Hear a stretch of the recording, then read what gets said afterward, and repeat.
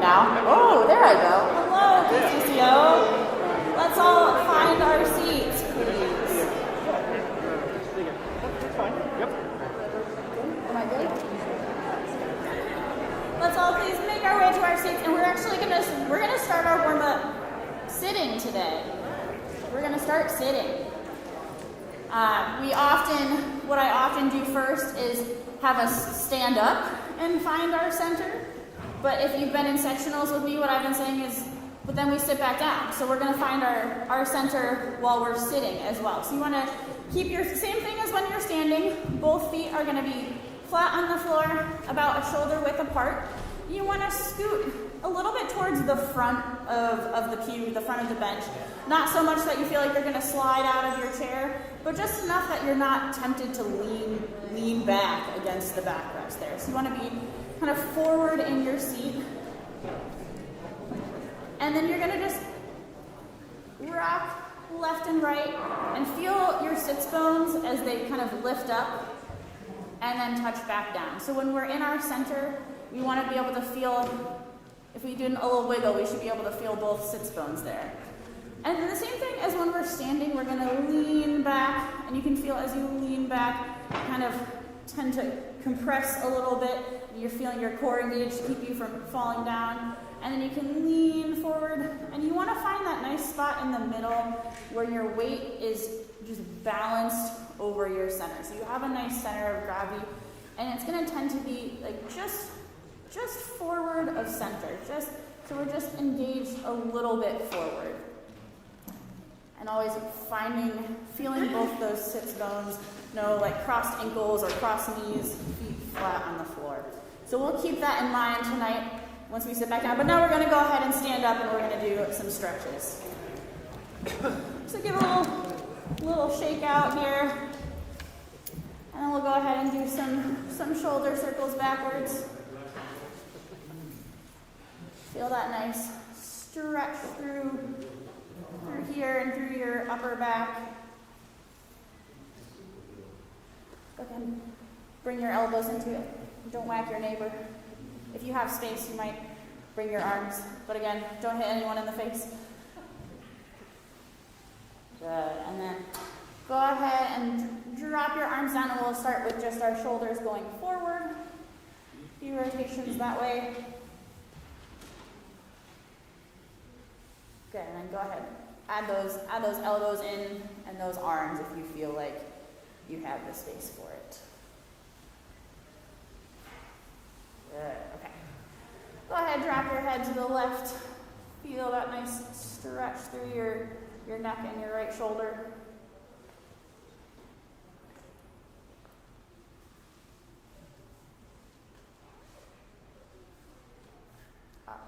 And then you're going to gently roll through center to the other side and let your head hang to the right.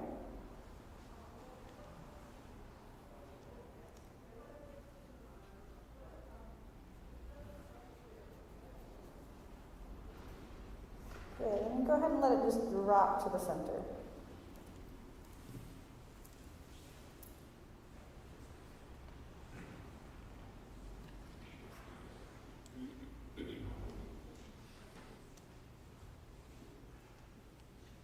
Okay, and go ahead and lift your head up.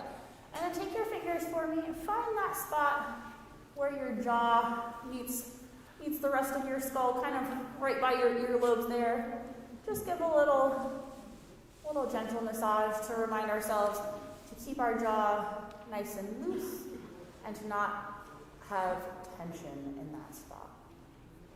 It also just feels really nice. So this is a good one to do if you find yourself in a day where you just feel like you've talked all day long. Sometimes this feels really, really nice.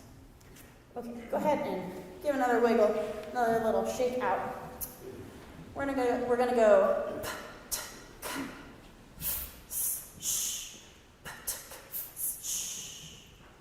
Ready?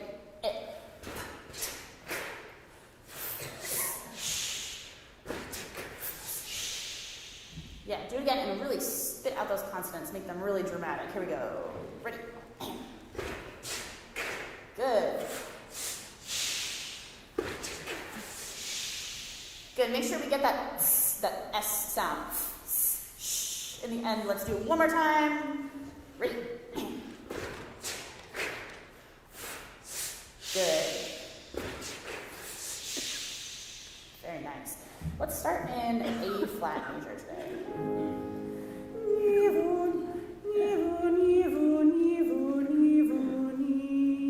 And bring that sound really forward. Feel it at the front of your mouth. Here we go. Ready?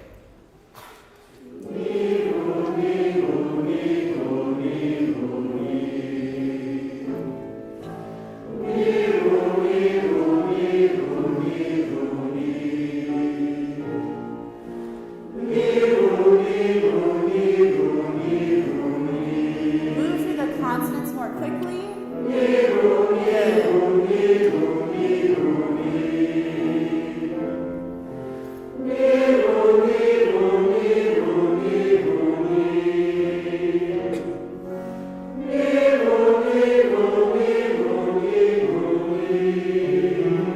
Really active vowels.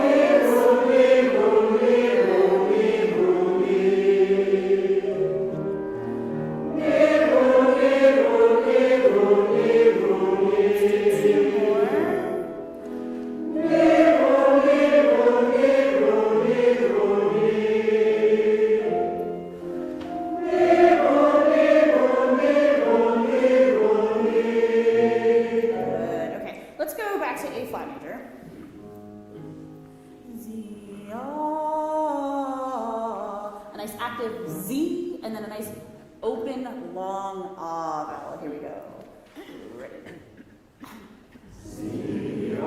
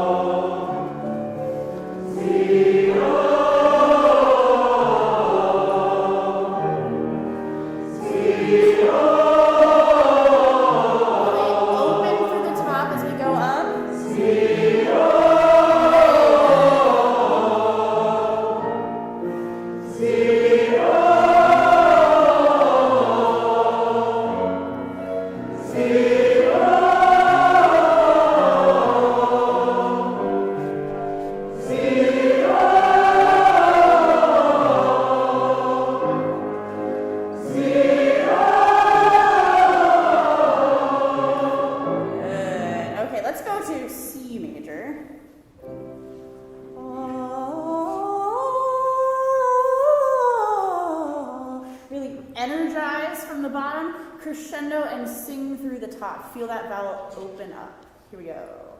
Ready.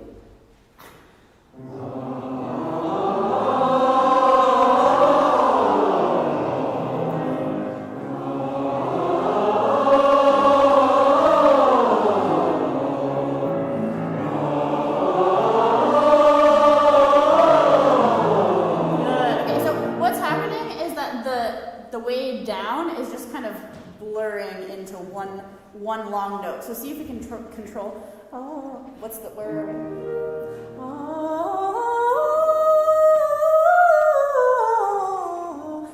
Here, sing each pitch individually on the way down. Feel that control in your voice so we can hear all the pitches. Here we go. Ready?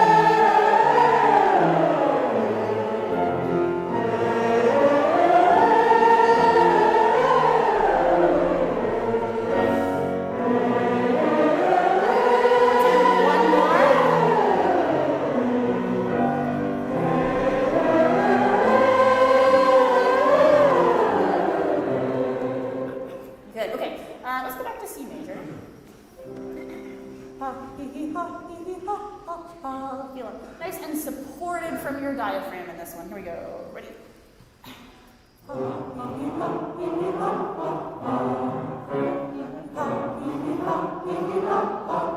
And breathe.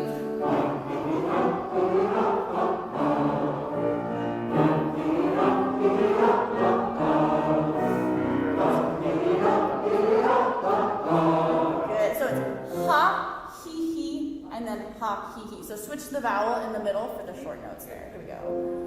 Ready?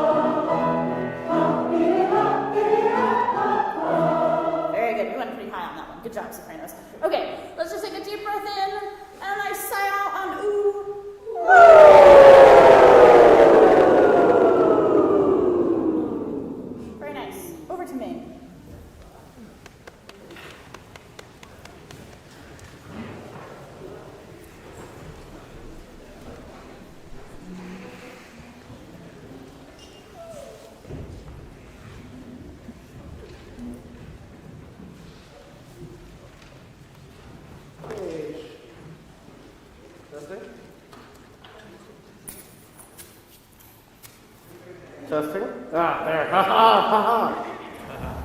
Page 154.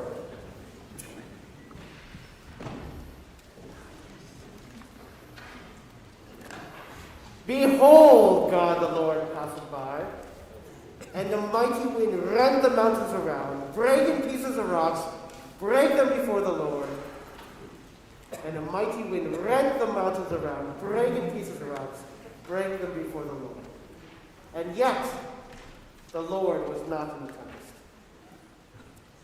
Behold, God the Lord passed by, and the sea was upheaved. The earth was shaken, the sea was upheaved, and the earth was shaken. And the earth was shaken, and the earth was shaken. But yet, the Lord was not in the earthquake. And after the earthquake, there came a fire.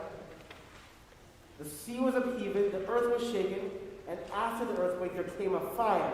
But yet the Lord was not in the fire. And after the fire there came a small, still voice. Onward came the Lord, and in that still voice came the Lord.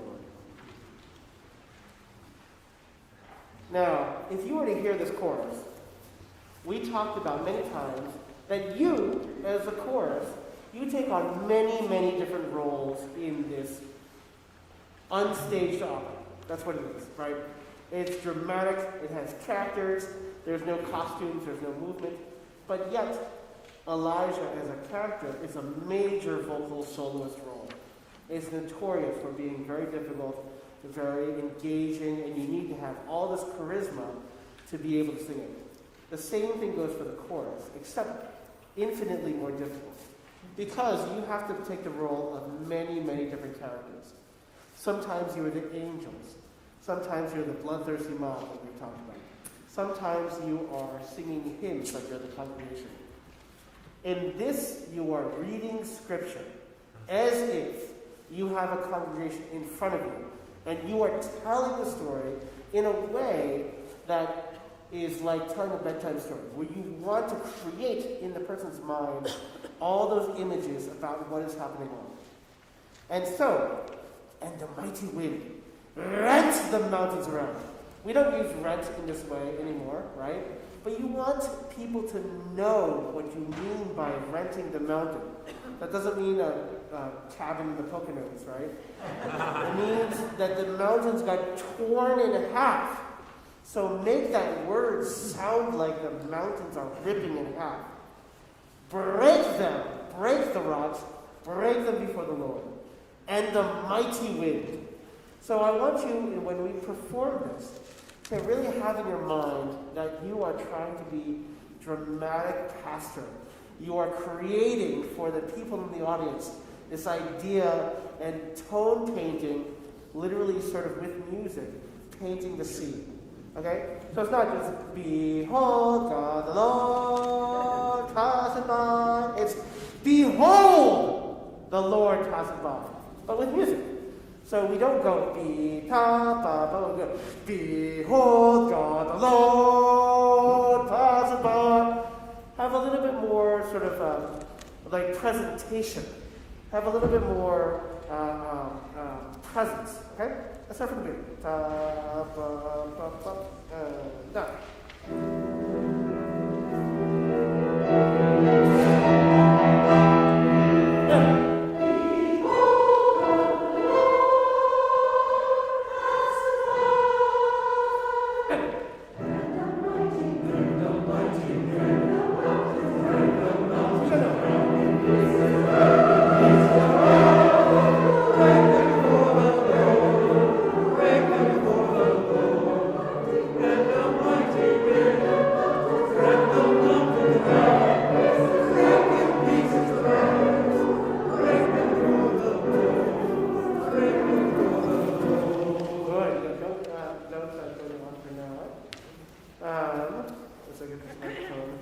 Can you hear me like this? Is this okay?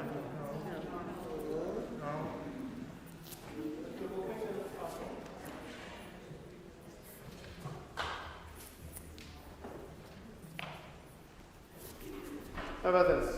No? Yes. Okay, great. Not bundle. Now, what happened last week is happening now. Because the sopranos and altos interchange with the tenors and basses. Remember that it's getting later and later. We're going to bum bum bum bum bum bum bum bum bum bum bum bum.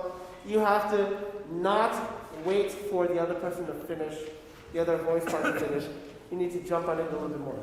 Now, when you say, and a mighty wind, and a mighty wind, the more articulation, the more excitement, the more anticipatory sort of feelings of adrenaline happen. And a mighty wind rent the mountains around. So the more you make it a little bit pointed marcato, what I would write is, into your part, you could write exciting, marcato, short, intense but soft. You can write any of those things to remind you of sort of the character that we're looking for. Now remember, the timing for the fermatos at the beginning is going to be exactly the same every single time, no matter who's conducting.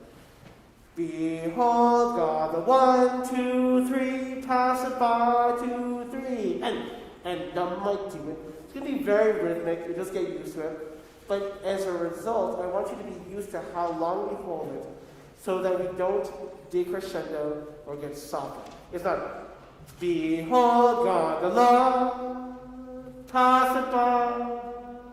It's, behold God, the Lord, pass it by. It really sustains it. Okay, one more time for the beginning. And down.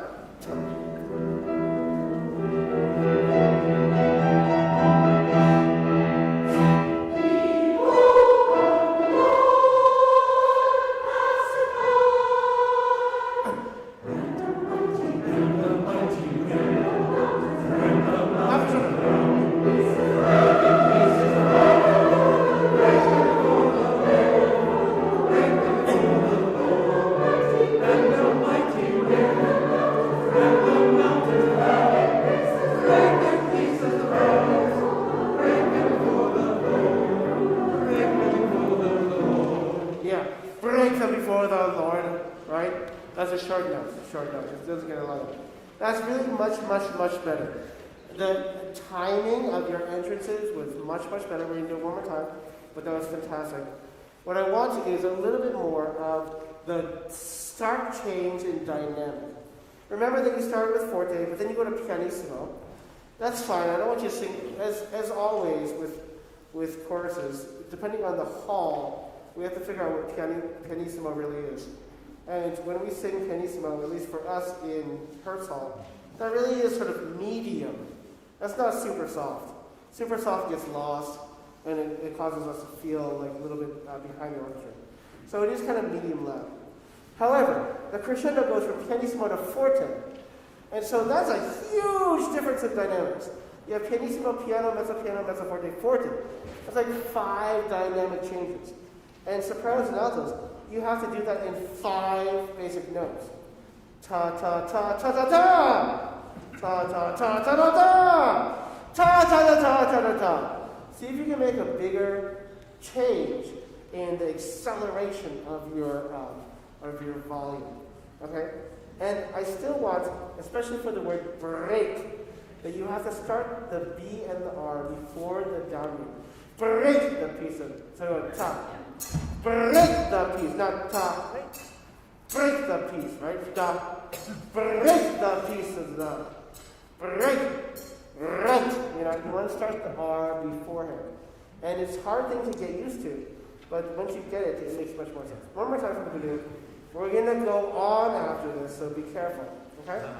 We're going to go on after this. Right? 2, no.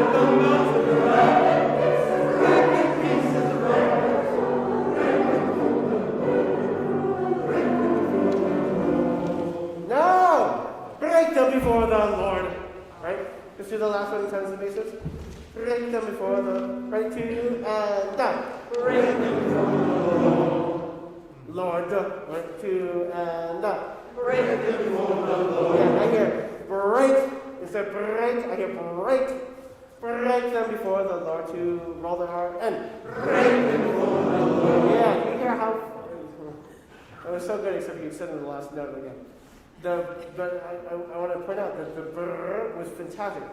Altos and sopranos, you hear how early that they're doing it. That's exactly what we're looking for. Break them before the Lord. 2 basses and tenors again. 2 and up. Break them before the Lord. Yeah, that's good. Can we just do, because they did such a great job, sopranos and altos, your version of that, which is just 1 bar beforehand. Okay? Same notes. Right? 2 and up. Yeah, that's excellent. That's fantastic. The only thing that I'm going to say, which is everything is really fantastic, because it's starting to get picky, is that remember that a B and an R are voice syllables as consonants, so there's pitch to it. So you can't go, break them before the Lord. That's at the pitch. Break them before the Lord. Not break them before the Lord. Because we hear the sort of the longhorn. Break them before the Lord. Okay? Now, let's just do it again from the beginning. That was really excellent. Can you do that anticipatory consonants, those anticipatory consonants, in the same way for all of them? Right, break, break. Okay, all of those. Okay, and done.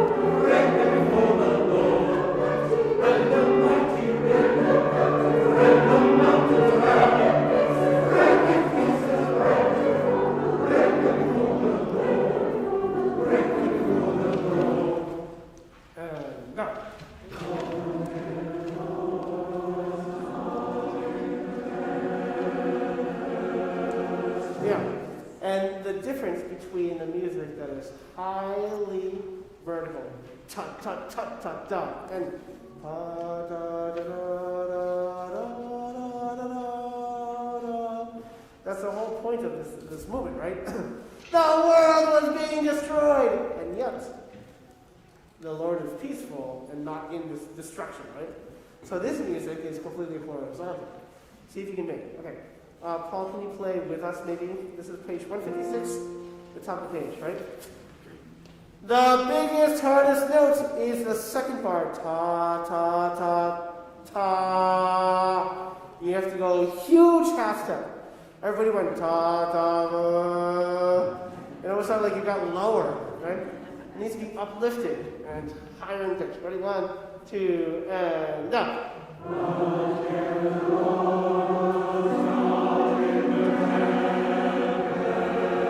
Yeah. But yet the Lord was not in the tempest.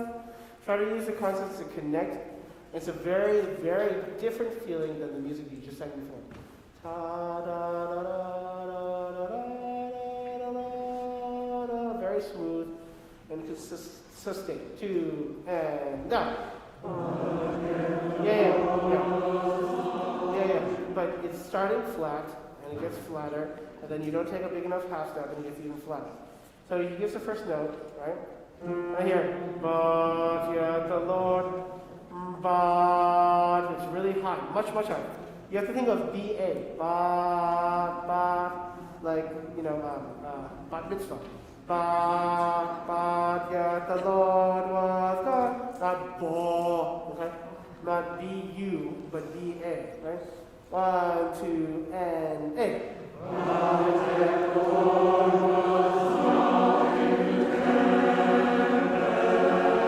Excellent. That's excellent.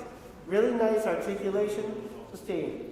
Now, can you make it less articulated? But yet the Lord was not, like we said before that we wanted. In this instance, we don't. We want, but yet the Lord was not in the tempest. Try to depict the calm and the peace, right? 2 and up.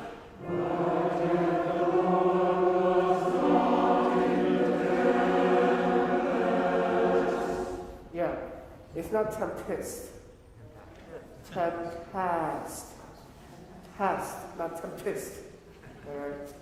Sounds like you're really mad or something. I'm tempest. Okay? Tempest. Remember, in singing, we want to open our jaws. We want to create volume and tone and beauty. And when you close your jaw, you go tempest. And the Lord was not in the tempest. Tempest. Okay? Open your jaws, right? Now that's good. Now we're going to do it without Paul. E sharp. Harry? On the Paul. 2 and up.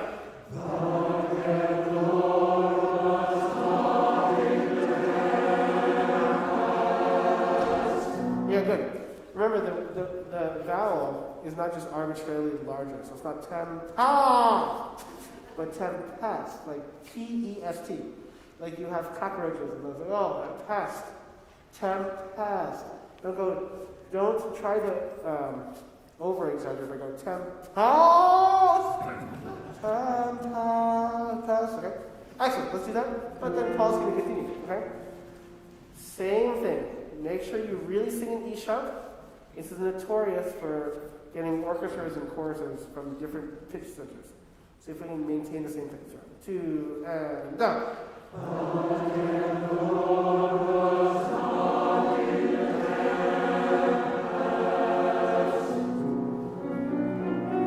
Tenors, altos.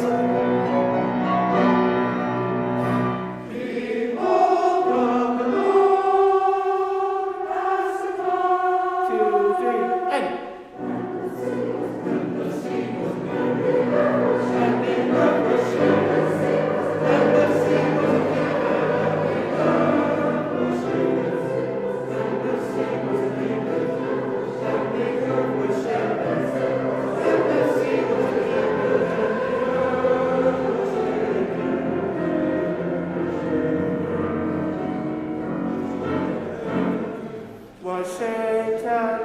Was shaken. Okay, good. Let's do this a little bit.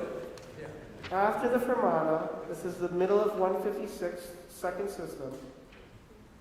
After the fermata. And the sea was upheaved, and the earth was shaken. Now, earth is a hard vowel to sing. We don't want to sing the R. We don't want it to sound like you're singing the vowel, the word R-T-H, earth, okay? You have to think of it like, a little bit like UH. And the earth was shaken, not and the earth was shaken, okay? Open your jaw, and the earth was shaken. Can you say that? And the earth was shaken. Ready? And up. And the earth was shaken. And just to make sure, it's the. And the earth was shaken, not the. When you have a vowel, in singing at least, we change it to the word the. And the earth was shaken. Ready? One more time, from the bottom of page 156. You all have the same note, so just start from a B. Just give me a B. And the earth was shaken, and the earth was shaken. Just ready, and up. And the earth was shaken. Yeah, that's nice. Now, again, you sang it beautifully like that. Make sure it's not, and the earth was shaken, right? You know, sound that weird, right? It sounds a little bit like Urkel. I don't know if you guys remember that. And the earth was shaken, and the earth was shaken. You always want to think about opening up your jaws. And the sea was upheaved. Starting from middle of page 156, second system after the fermatas, sopranos and altos starting, and then tenors and basses following after that. Okay, right? 1, 2, and. And the sea was upheaved, and the sea was upheaved, and the earth was shaken.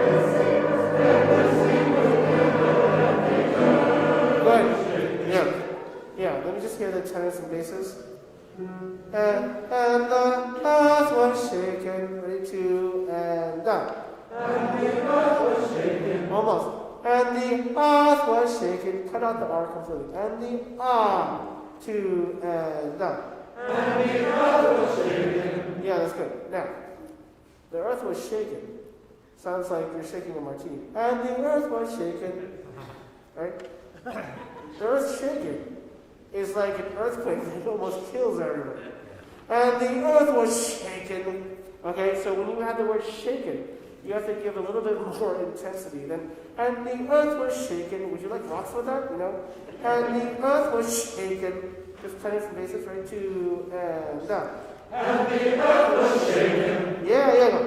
And the sea was upheaved. The sea was upheaved. You know, these words, again, it's a little hard because, like I feel like when I change the sheets, like I upheave the mattress. But in this case, you're talking about like thousands of millions of gallons being tossed around. You have to paint with your accents and your articulation these words. Okay? Everybody, 156, middle system, after the fermatas, starting with the sopranos and altos. And the sea was upheaved. And the sea was upheaved. Right? And see if we can get that sort of accents and articulations that kind of paint the sea. Right? 1, 2, 3. And the sea was upheaved. And the earth was shaken. And the sea was Yeah, that's great. Now, when you get to both sentences together, and the sea was upheaved, and the earth was shaken, and the sea was upheaved, and the earth was shaken, you have to sustain through that a little bit more. Okay? That's fine. Now, what did we say on page 157, the next part that we haven't done yet, or we sang through once, but we haven't rehearsed yet, is the most important part. We want to hear soprano, alto, tenor, bass, soprano, alto, tenor, bass. And so does it make a difference what volume Mendelssohn says to do? You know that you want to hear each of those entrances. So that means that if you're, let's say, a bass, piano is definitively not the dynamic you're going to sing. All 4 voice parts are singing before, or 3 voice parts are singing before you. And so you need to be heard. Alto is the same. The sopranos are singing loud. You want to make sure that you're louder than them. Tenors are louder than everybody else. and then basses are louder than everything else. Okay? So can we start page 157, third bar at the top. And the C was A. And the C was a pivot. Okay? Da da da da da da da. Oh, we want to hear it. And the, right? 1, 2, and da.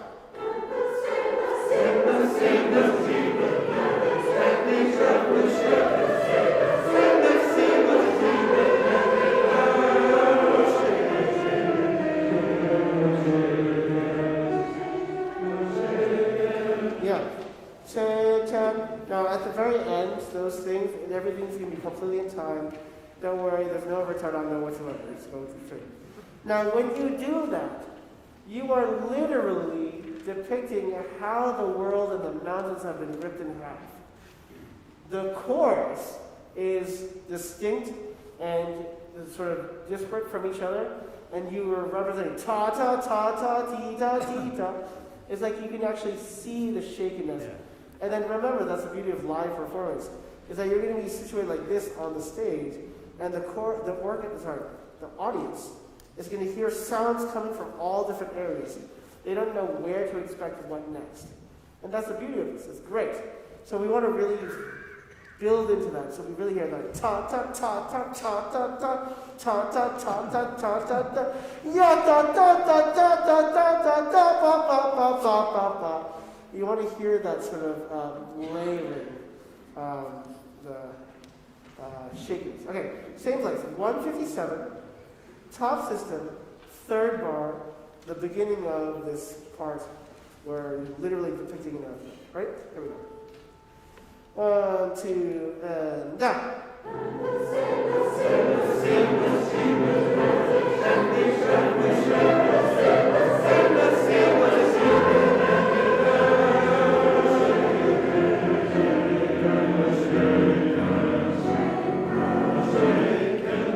Yeah, we're shaken. Remember, the word is not shaken, right? But shaken. And so don't make it shaken, okay? It's just the syllables aren't right. That's excellent, okay? Now, the only thing that I would say, two things, is always remember the word's not and the earth and the earth. You have to really think of it as a completely different sound than earth. And the beauty of the earth is in the sky. And we see the earth, we see the earth. You have to make it sort of grandiose. And the second thing is, when you get softer, don't release the energy. And the sea was upheaving, and the earth was shaken. The earth was shaken. Shaken. It doesn't sound like you're shaken at all, right? It needs to maintain that energy. What I'd love to do is start from page 156.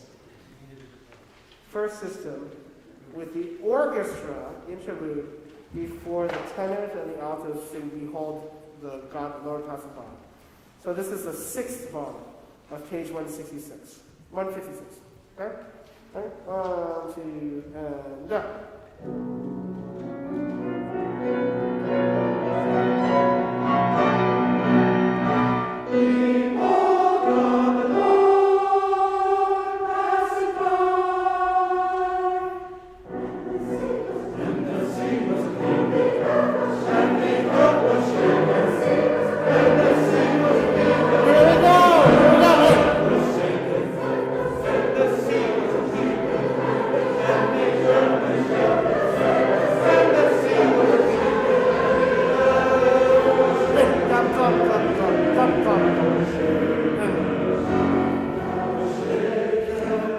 Stop, and then, oh my God, that sounds terrible! What happened?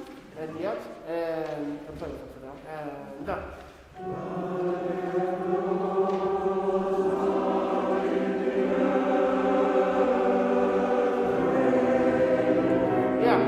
Yeah, that sounds great.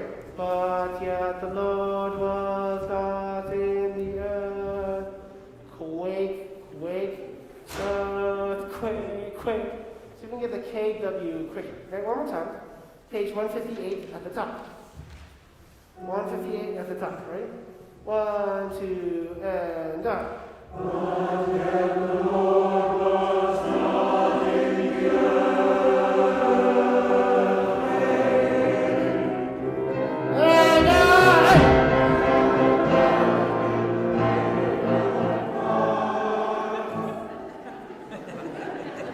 Surprise! There's more! Don't forget, it's a surprise for the audience, not you. Let's start from 158 again from the beginning. But, now that everybody knows, we're going to go on. Okay, 158 from the beginning. 1, 2, and up.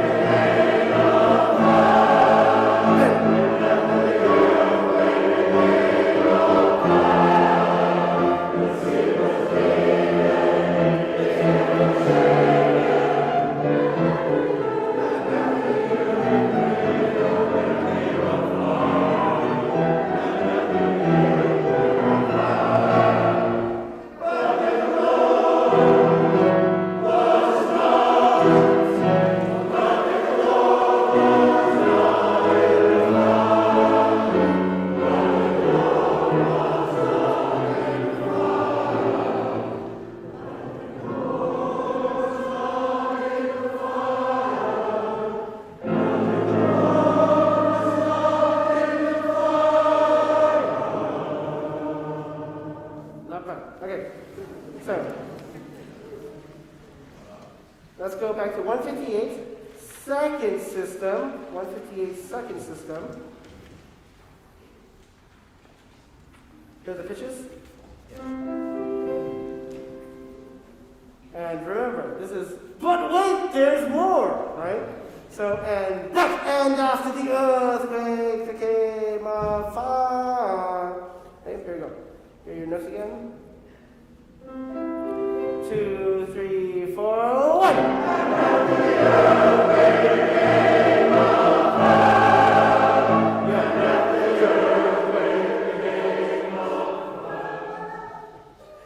So, sopranos, you have to avoid the temptation to sing fa. It's fa. Okay, because nobody else does that. So we want to make sure that we go, earthquake became a fa. Okay? Let's do it again one time, C major. Now remember, this is a get ready, breathe in after the earthquake there came a fa. And after the earthquake there came a fa. The sea was upheaved, pieces. The earth was shaken. Okay? Nice, good change of note for pieces. Here we go. One more time. C major. Let's just read through this again. Get used to it for a second. 2, 3, 4, 1.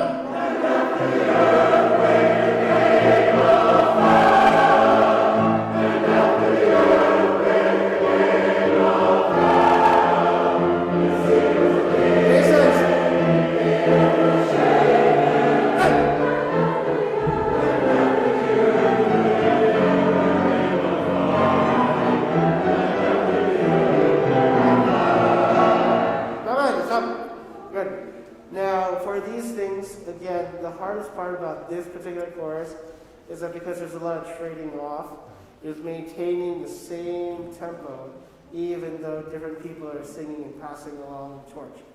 Just like when you have Olympics and you have the torch passing, right?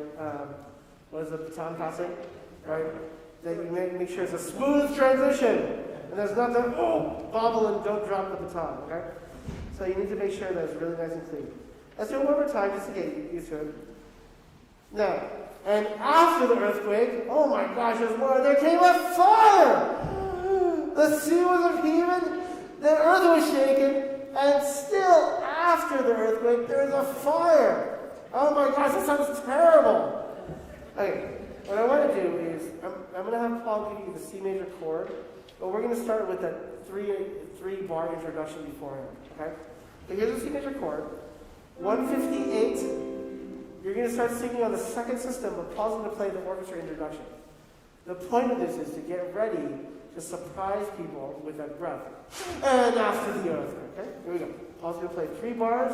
You take a quick breath, and then we come in. Ready, and go!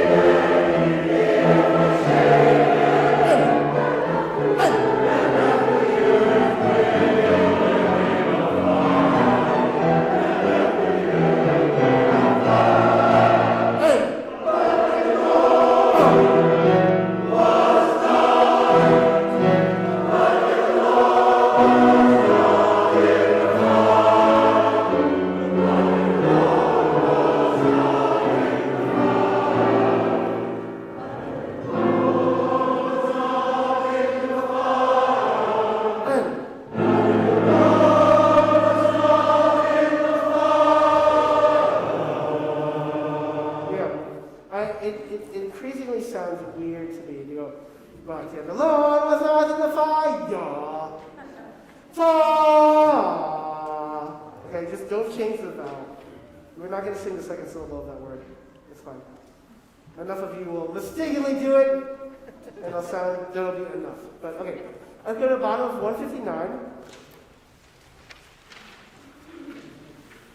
But yet the Lord was not, but yet the Lord. Okay, remember this is the whole crux of the thing. Terrible things are going on, but the Lord was not in the fire. Okay? So here are the pitches. This F sharp major chord. F sharp 7. Okay, we'll do it right there. Okay. On page 159, third bar. I'll give you 1. But yet, 2, 3, 4, 1. That doesn't sound confident. But yet the Lord. You hear the pitches again?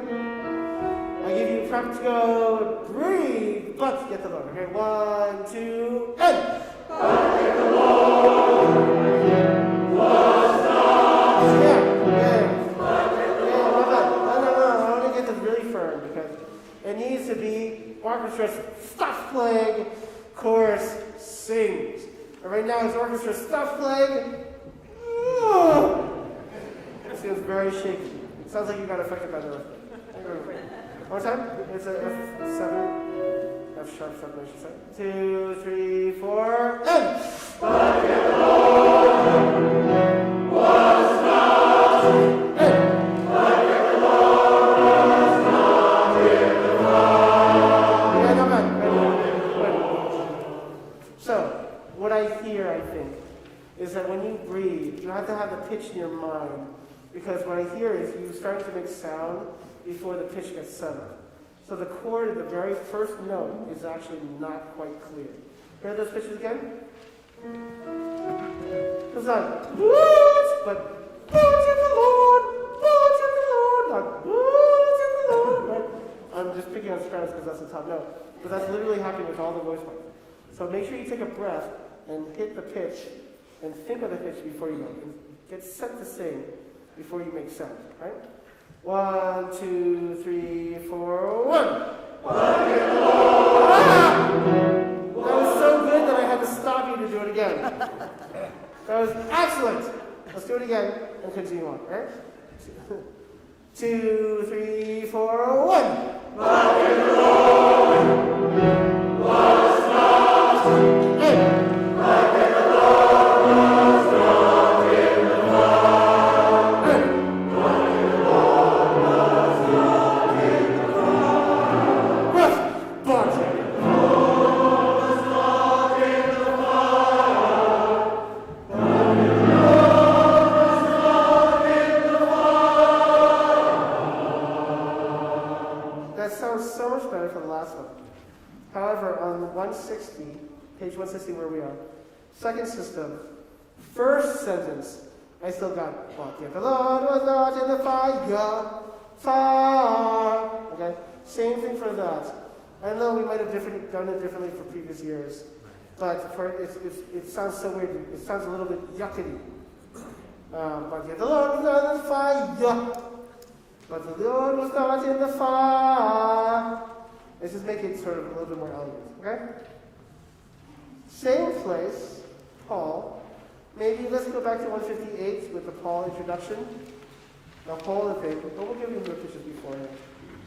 Let's see major repetitions beforehand. And we'll do this entire section, maybe going on. Okay. 158, Paul has 3 bars before he comes. 2, and go. Here we go, and go!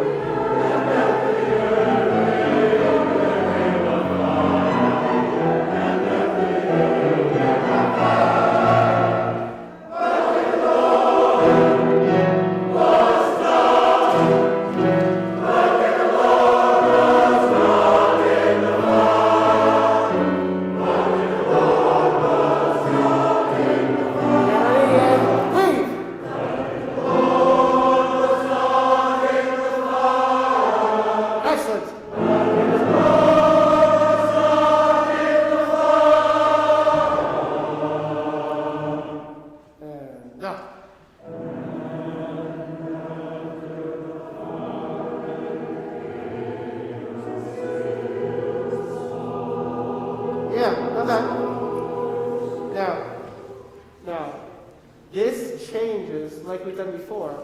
Instead of sort of very vertical, accented pointing, you need to think beautiful, linear phrasing, legato, which means connected, and very sweet. And after the Father came a still small... Instead of, and after the Father came a still small voice. No, a still small voice. Be the still small voice, okay? Paul, do you mind playing with them, I think, just for this now? Bottom of page 160. It makes me think of Schmiegel. Right? 2, and down.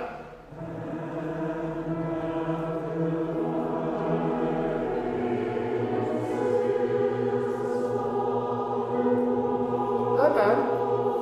Softer doesn't mean slower. And after this fire, okay, it's still small, but and after the Father came a still. Now remember, technically the tempo is exactly the same, but the affect, the texture, the color couldn't be more different. But you have to know that the tempo is exactly the same. Ta ta ta ta ta ta ta. And after the Father came a still small. Keep the same tempo. We're trying to change the color. One time, Paul's going to play still with you, right? Now, note the orchestra doesn't do that. So Paul's being very nice. Right? 2, and down.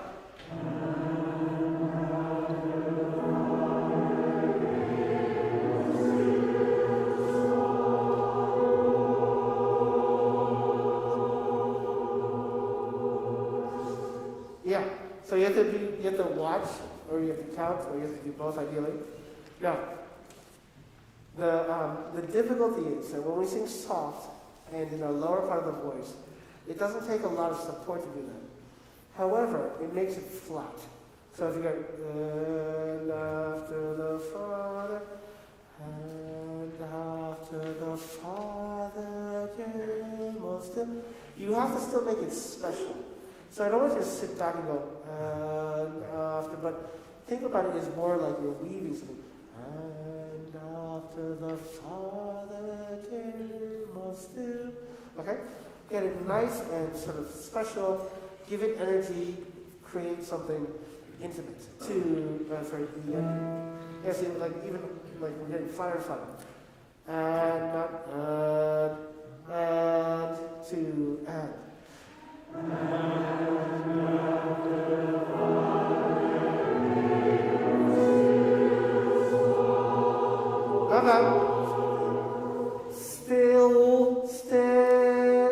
sing still without the L.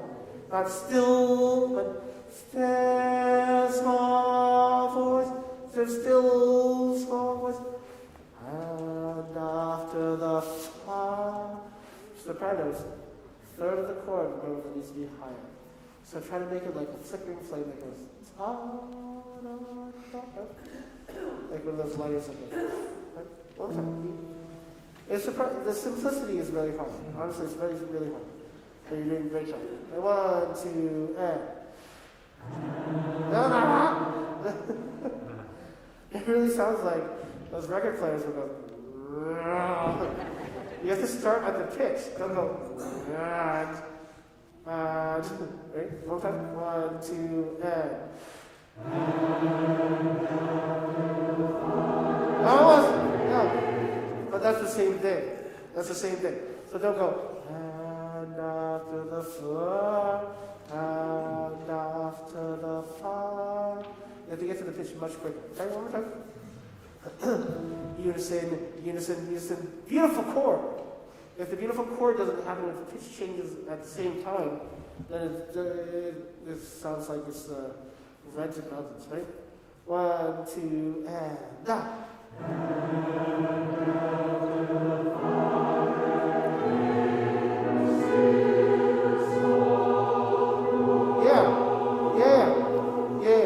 Yeah, except for the altos, everybody is the same note, right? Altos, because it's a G sharp, that's the third of this chord. It needs to be higher, okay? Now, and after the Father came up, soprano, same thing, higher. Still small voice, okay? We're done. We're gonna get it. This is such a lovely moment. Don't rob it of what makes it special. Right? 1, 2, and go.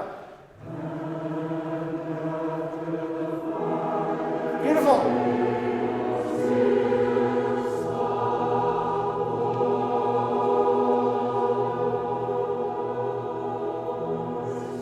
Yeah. Now, the same thing. Still small. Right? Match the consonant to the vowel, to the color. Still small voice. Okay?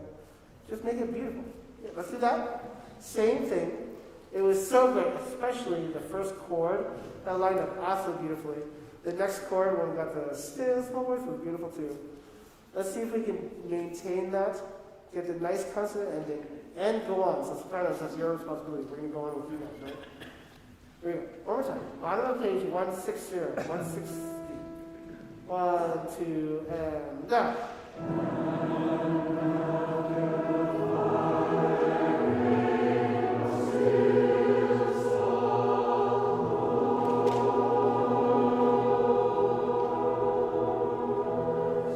And down.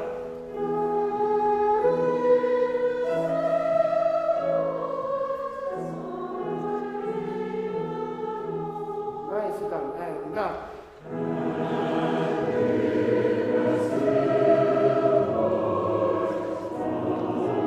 Jesus. And.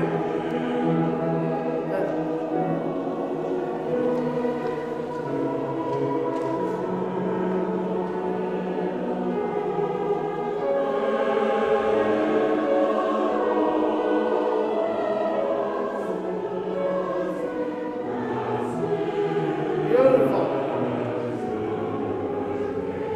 Tenors. Tenors. And.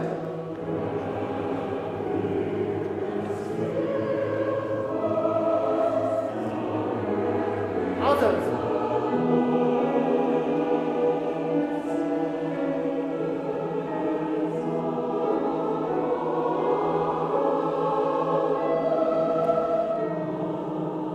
And 1.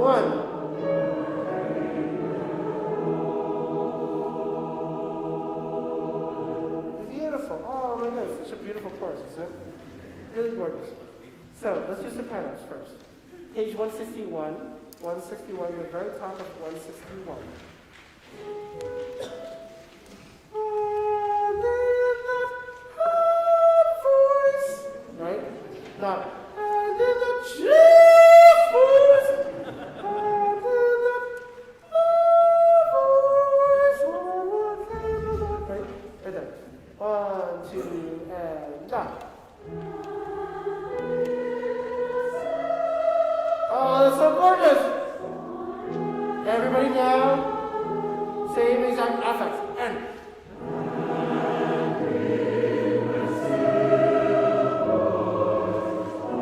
bases and altos and tenors. And bases, altos, tenors. Yeah.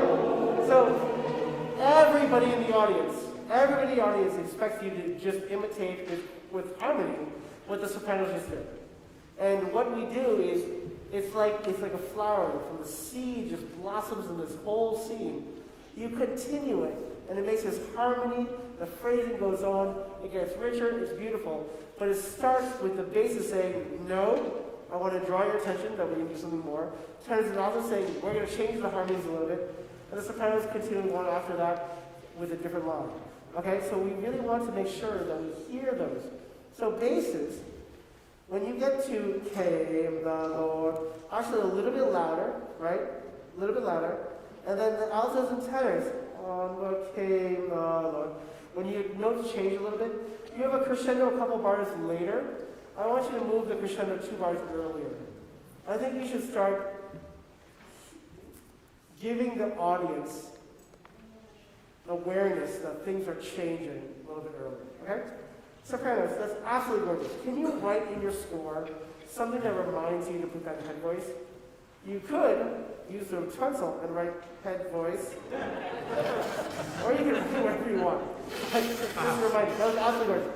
And in that still voice is completely gorgeous.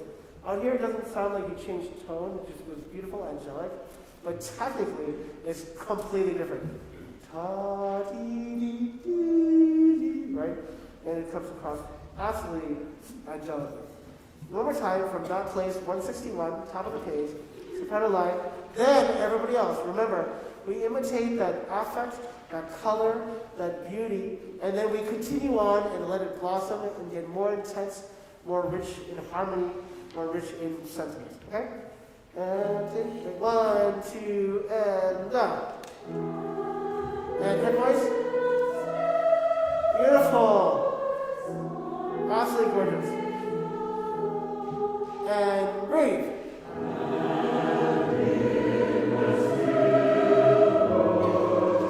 Here we go, basses.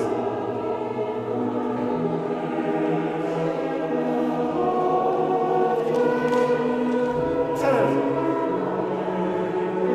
Sopranos. Tenors.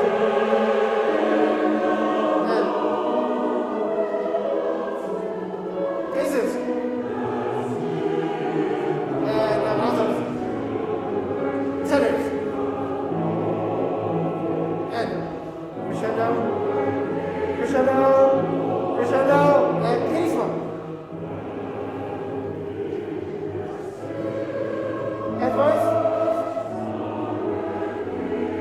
Altos.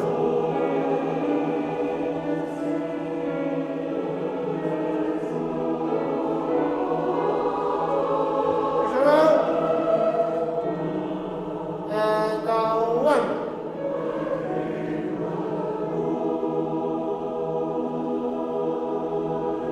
Oh, that's so gorgeous. Now, the worry that I have, that was absolutely gorgeous. You did everything that we talked about. It sounded like this angelic voice. The tone was great. Individual voice lines came out in important parts. I think our goal for this chorus is that there should be a focus and attention on the beauty of this angelic and naive and pure voice. If it gets too soft in volume, I'm worried that it's going to sound distant. I want it to sound more present for the audience. So I think that we need to maintain a certain level of dynamic, but make the texture and the color completely different. So don't take pianissimo too seriously. It needs to be definitely softer whatever happens. There's a lot of places in this movement that we haven't done as much of the subito, drop it dynamic. But overall, for this section, the second half of this, don't sing too softly. but just make sure the tone is different. Let's do this entire chorus. And again, you see how different these sections are. Behold God the Lord passeth by, and in that still voice, onward. It couldn't be more different. It's absolutely gorgeous, okay? Now, you can get vertical, tap, tap, tap, exciting pianismos or pianos or whatever it is. Get those consonants rolling, and then in the next section, in the second half, everything is luminous, is glorious, is not too soft, and it is sort of very peaceful, right? Beginning, now.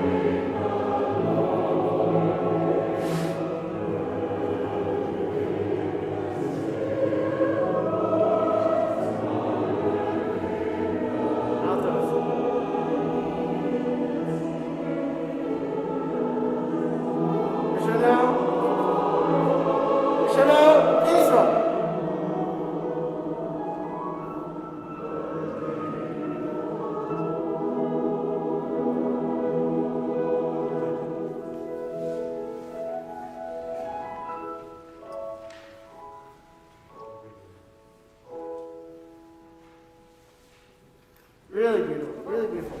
Two things that we need to work on. There are a couple places where you sing and we stop, and there's stop of sound, and there's also a page turn. That's dangerous, because I hear, we're shaking. But yeah, the Lord was on. So the goal is that, remember that there is going to be a pause there. You can turn your page without sound. Just make sure that we do that, okay? I don't need to practice that now because we're going to practice that, I'm sure, in the hall. The second thing is that in the second half, where it has this peaceful, beautiful, lovely sound, there's a couple places where he writes in crescendos. Because what happens is that when you have a subito piano, it makes that moment really beautiful. And so if you don't have the crescendo, then that moment of subito piano isn't present. So, for instance, if you have page 162 at the very top, right? That happens at the end of the top line. You have, Lord, onward came the Lord, so the sopranos continue with this melody, and they want to sing a pianissimo. But everybody on the downbeat of the last bar of the first system, last bar, altos, you should probably do this too. If that doesn't have the pianissimo, and more importantly, if the crescendo 2 bars beforehand doesn't happen, then we sort of lose that moment. It happens again at the bottom of page 162, bottom of that page. And you have crescendo, onward came the Lord, and in a still voice. Same thing. I want you to think of that crescendo going to mezzo piano, even mezzo forte. Actually, this is right mezzo forte. Bottom of 162, crescendo goes from piano to mezzo forte. Pianissimo. And then finally, a third time or another time, 163, the next page, middle system. You see the crescendo for everybody, and then the pianissimo for everybody. Same thing. Go to mezzo forte, and then drop down the pianissimo. So what I want to do is work on this. I want to start from the soprano line of 161. And in a still voice, onward came the Lord. Start from right there, 161. And remember that the first subito piano comes on the next page. Get ready. When you have crescendo, you have the crescendo. And then when you have the drop in dynamic, let's see if we can get that. Sopranos have been singing at least the mezzo piano, mezzo forte.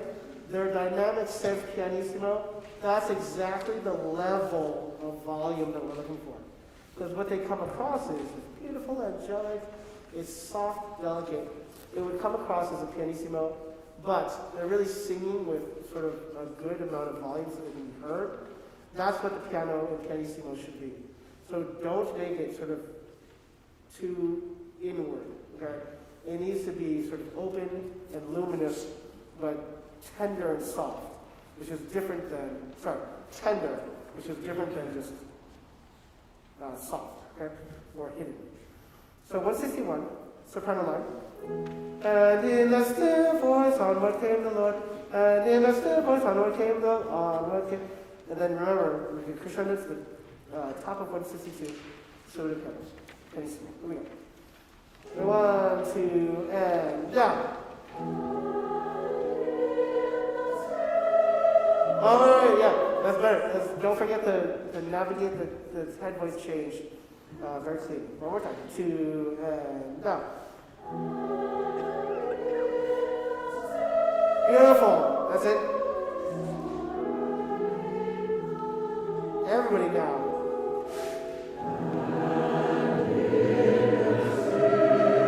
Lastly, gorgeous. Don't lose contact.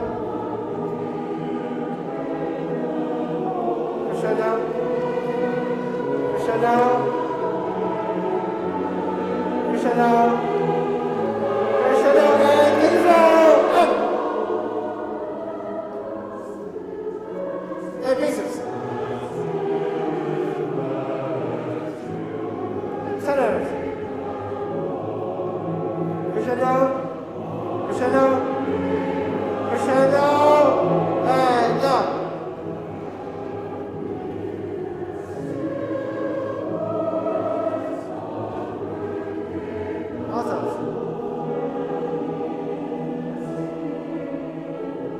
Chanel?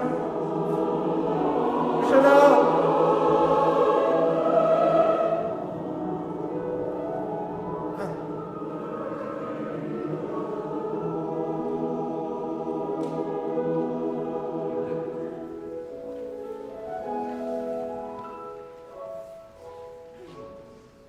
That's absolutely gorgeous. Tenors. Onward came the Lord. I think because the other three voice parts are singing, we should sing that louder so we can hear your entrance. Can you mark that to mezzo forte? It seems like it's a drastically loud dynamic, but you're also quite low. And so I don't think it's going to come across too bad, but too loud. But I think you need to be present. So think of it as mezzo forte. Alto is the same thing. Page 163. 163, the top system. 1, 2, 3, 4, 5. Fifth bar, when you suddenly have the solo. Can you sing that mezzo forte too? It needs to be distinctly heard. You really have a good melody there. Okay? Beautiful. Really nicely done.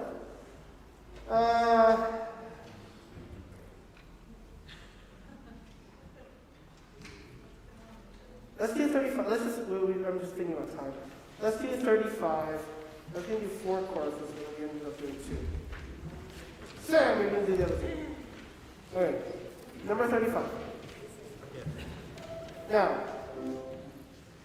number 35 is difficult because you have a quartet of soloists, but you have 2 soprano soloists, 2 alto soloists, and we only have 1 soprano, 1 alto solo. So what we did in previous years was the solo soprano would sing the soprano 1 solo. But if I'm not mistaken, we had soprano, is it 2? Yeah. Sing the solo soprano 2 line. Now in the chorus down below, you have soprano 1, and that's the choral soprano 1s singing the chorus soprano 1 line. Now the alto is the same thing.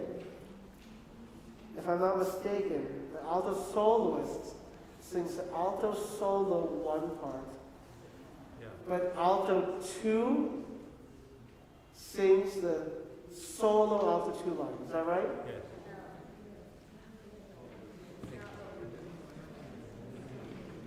Well, I didn't ask the altos because no one's singing. Altos? It doesn't make that much of a difference, but altos. Did the alto 1 sing?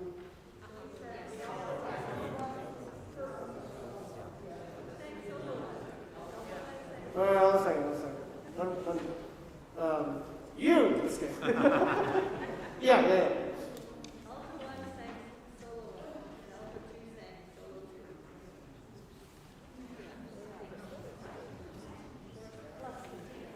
Who sang the chorus?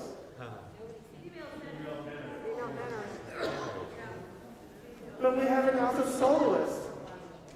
A female too. I know why I did it, but it doesn't make any sense. Oh, in my youth! No, I know. That's fine. Okay, so alto 1 solo line is sung with alto 1 chorus. Alto 2 solo line is sung with alto 2 chorus. Soprano 1 in the chorus will sing the soprano 1 chorus. Female tenors will sing the alto chorus line. Tenor males will sing the chorus tenor line. Basses and baritones all sing the bass line, the only bass line. Okay. We haven't assigned sopranos. Sopranos would be the other way around. Oh, was the soprano 1 sing the soprano 2 solo line? Okay, that's fine. So sopranos, the single you used to do. Soprano 1 solo is sung by the soprano solo. Soprano 2 solo is sung by the soprano 1 chorus. Okay, good. So the number of people nodding, that's a good sign. And then soprano 1 in the chorus is sung by the soprano 2s in the chorus.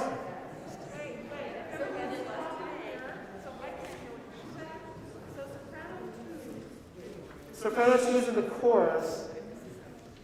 If you sing soprano 2 in the chorus, on the music in the paper, you will sing the soprano chorus 1 line, which is the 5th line down.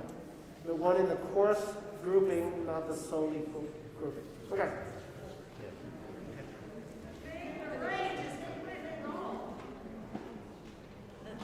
What was that? Soprano twos are then singing much higher than the soprano ones. And then But they're still all sopranos. It's fine, it's fine. Okay, so I'm going to go down the 8 lines just to make sure that we're completely clear.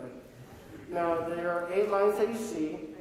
I just want to do what we did before, because people that sang it before were singing the same line. From the top line to the bottom line, numbers 1 through 8, the top line, it says soprano 1 solo, is by the soprano soloists that were engaged. None of us in the chorus in this room will sing them. Soprano 2 in the solo line, the next line down, is soprano 1's in the chorus. Soli, the next line is alto 1's in the chorus. Soli, alto 2 is sung by the alto 2's in the chorus. Sopranos in the chorus are sung by the soprano 2's. Singing a high G! Yay! Altos in the chorus are going to be sung by the female tenors. The male tenors are going to sing the tenor line of the chorus, and the basses sing 1 line. It's like Monty Python, and there's much rejoicing. All right, no more discussion on it. It's one of those things where, like, I think, well, you know what we'll do? Singing in the alto octave. We'll make sure that this sort of gets passed down. It's generational.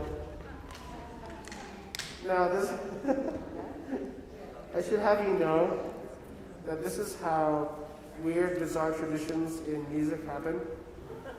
The setup for orchestras, Eugene Ormandy used to experiment. And so for one concert set, he's like, what happens if the brass were in the front and the strings were all in the back? What happens if the winds were in the front and all over the back? And so there's a special setup where they had violins, second violins, violas, cellos, basses in like the middle, and then like a whole bunch of weird things.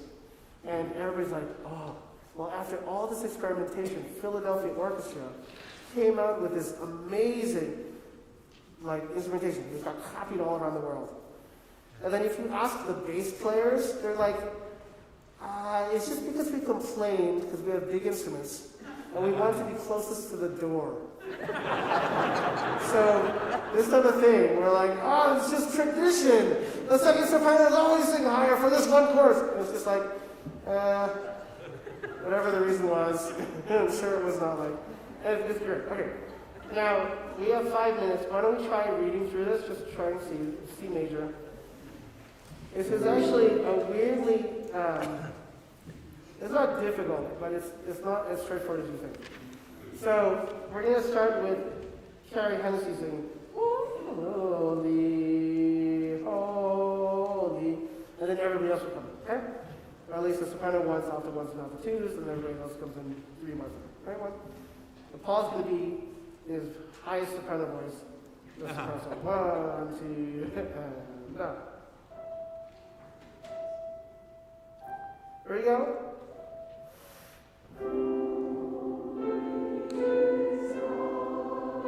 Everybody in.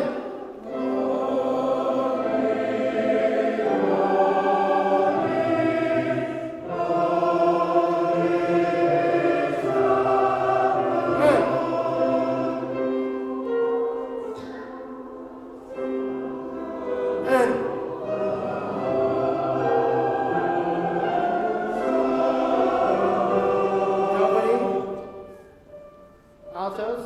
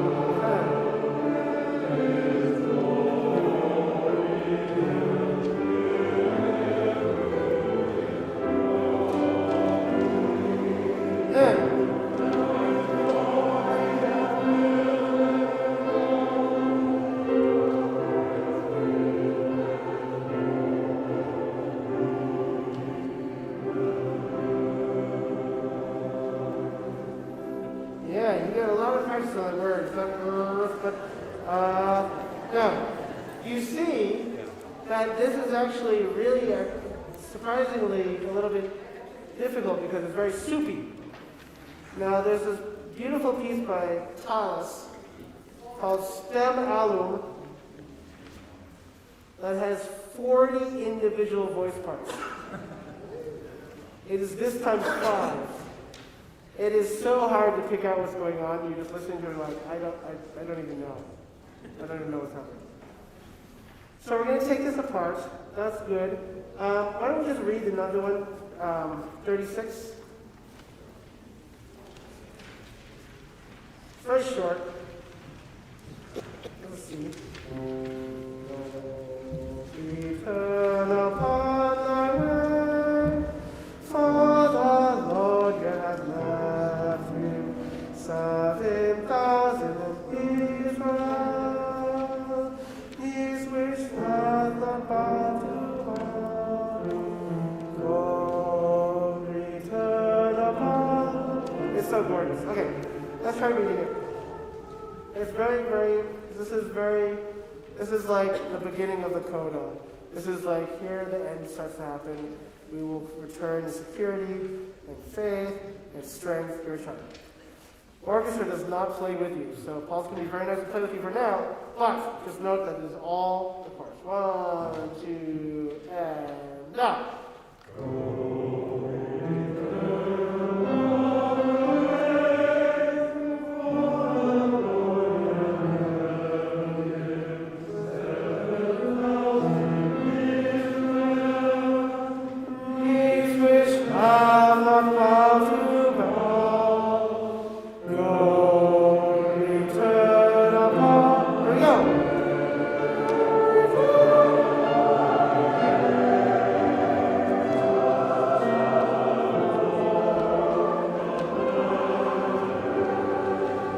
That's it. Don't even need to turn the page. Then Elijah says, okay, I will go on my way. Thanks, guys. So, return upon thy way. Let's one more time. And then we'll take announcements and break. And then Sam will do the pair 2. And now. Oh, right. So this is a good exercise. It's going to be go, return, right? And now. Go, return.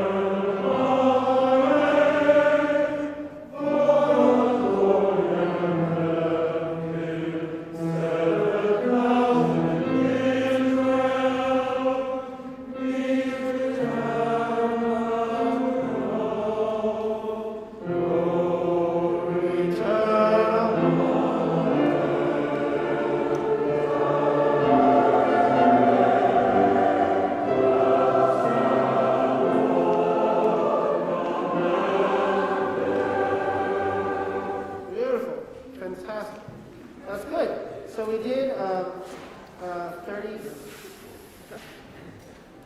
34, 35, 36. Next week we're going to continue to do those. We're also going to do 38.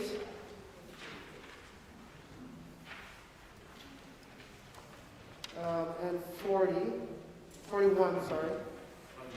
And if we can, 43 at the very end. Okay? That's the entire thing. That's exciting. I'm flying tonight back to Nashville, but Sam's going to continue with 35, no, not 35, yeah, 35 and 36, and if you have time, going on to 38. We probably won't go back to the other ones, so I think we need to chart on with this. But we're going to have break announcements.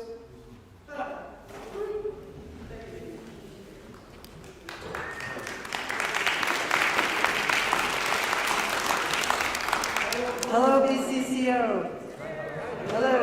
I got lots of announcements, you can tell. Okay, get ready for, big announcement coming up. Sectionals. Would you please welcome tenor, vice president, who knew, really? and board member Ignacio Dayret. Please, big.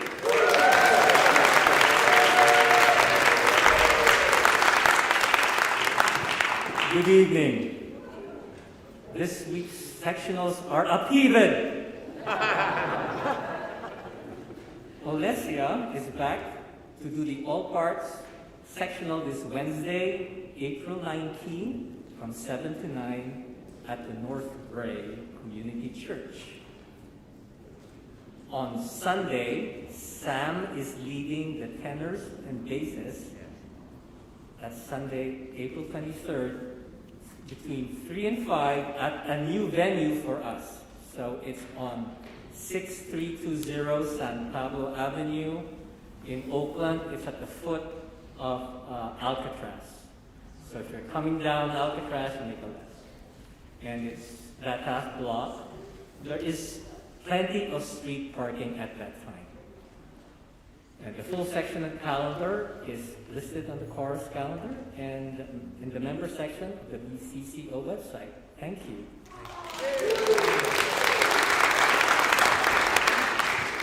Awesome, Ignacio. Thank you. Okay, Ming didn't get to this piece, and Ming, tell me if I screw this up. Pardon me. Tell me if I say this incorrectly. On page 177, this is my most favorite pronunciation of the past 8 years. If you can believe it. I'm going to say it the way I think Ming taught us to say fiery, fiery, which was fi-diddy, fi-diddy. Say it with me, and fi-diddy, fi-diddy. Is that correct? Yeah. Yes. But we did not get to sing that tonight, but I just had to say it. Fi-diddy, fi-diddy. Go. Horses. Okay, thanks, break.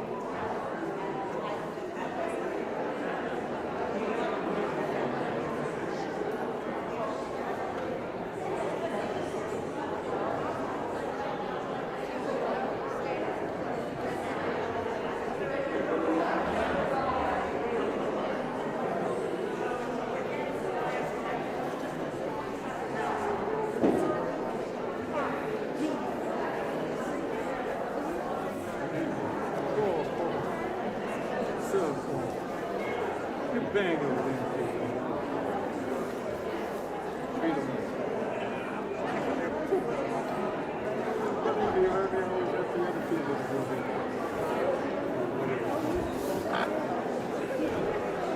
Nice to see you. Have a good one.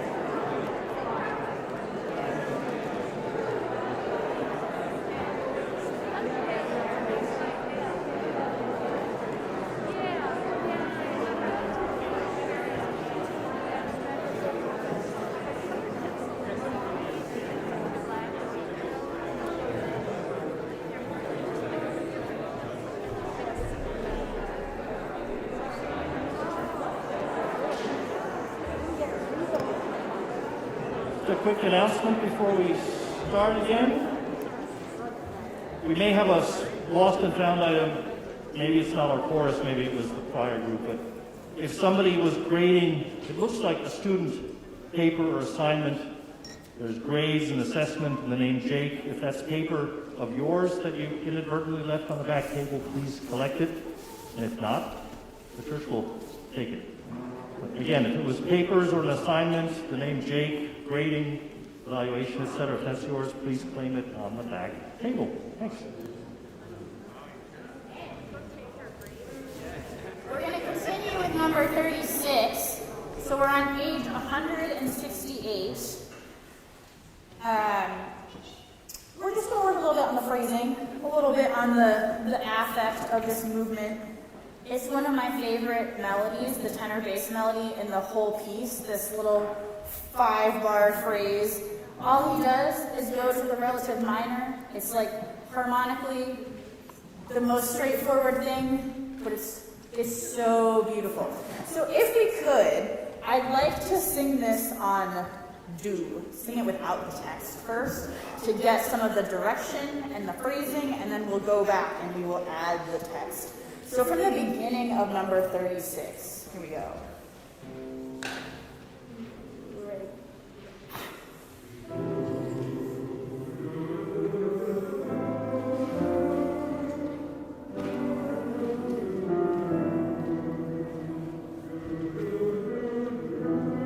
Yeah, I feel like 3 basses singing and not many other folks. So be a little bit more present. It's mezzo forte. Make more of the crescendo. Go all the way up to forte. Here we go. Ready?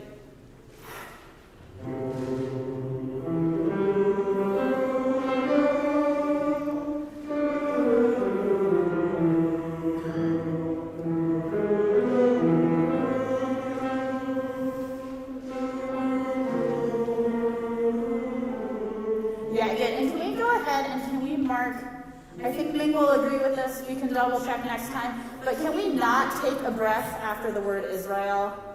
Can we continue to the end of the phrase and breathe elsewhere? It's like a really weird spot in the middle of the sentence to breathe. Good. Okay, one more time from the beginning, and then we'll go on, and we'll get the altos and sopranos as well. Once more from the beginning. Right.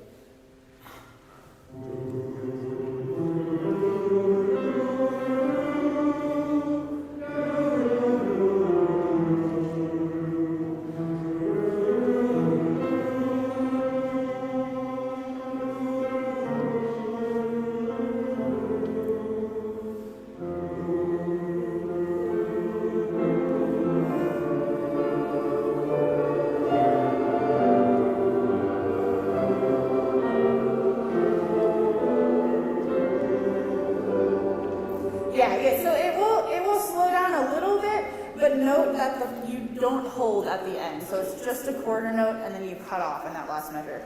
Good. Can we start from page 169, the last measure of the first system? Ready.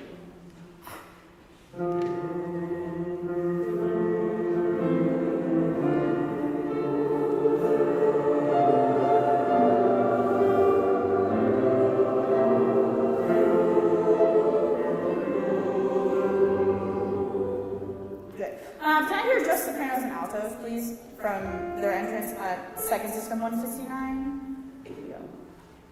1.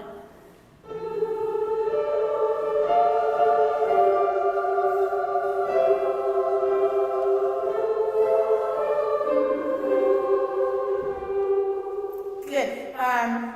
Make the decrescendo just not quite get so quiet. I think the orchestra will cover you up too much, so just decrescendo to like a mezzo forte. One more time, sopranos and altos. Very good. 1.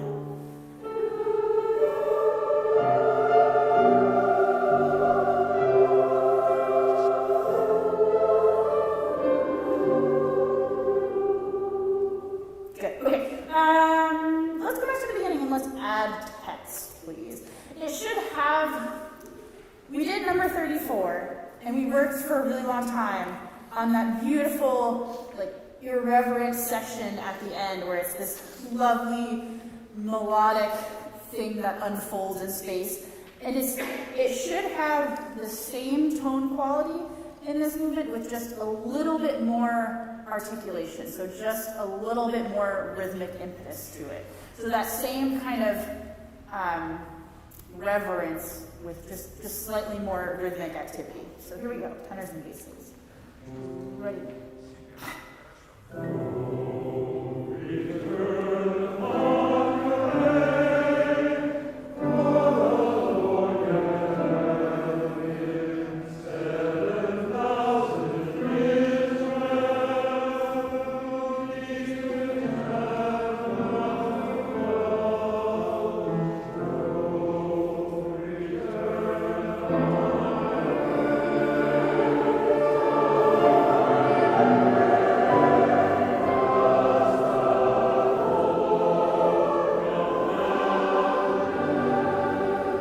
yeah, the tone was really lovely. It's slowing down just a little bit. So when we added the text back, I think we're getting a little bit hung up on the consonants, particularly in the tenors and basses and the 16th notes. We're just getting caught on those. So just move through the rhythm a little bit more. Think horizontal, think direction rather than vertically. Let's try that one more time. Here we go. Ready.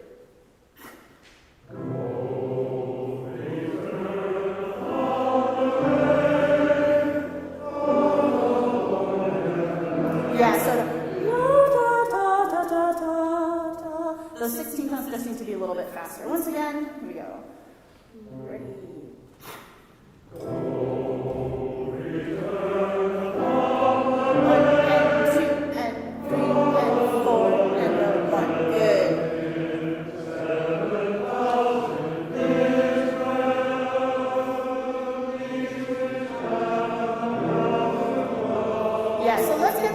There in the second measure on page 169.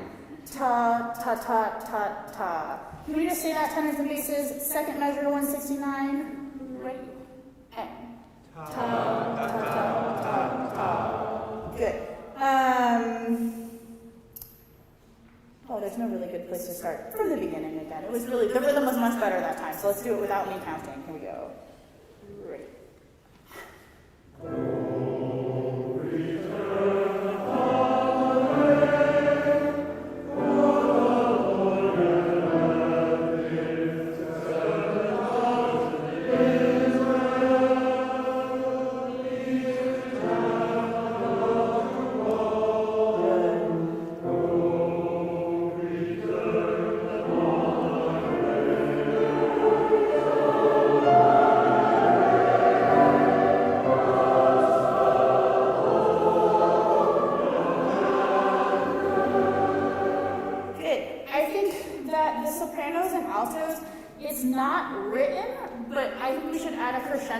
To the second measure after your entrance. So crescendo from the first measure to the second measure in the second system on page 169.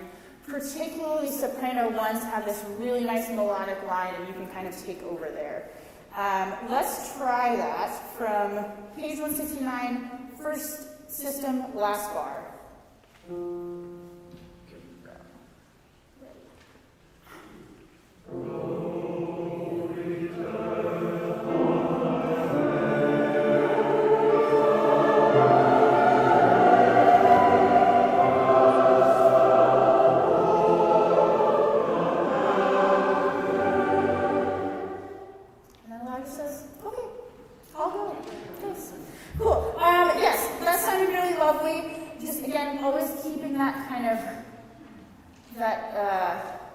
It's got that special something to it in this one as well, so keeping that in mind.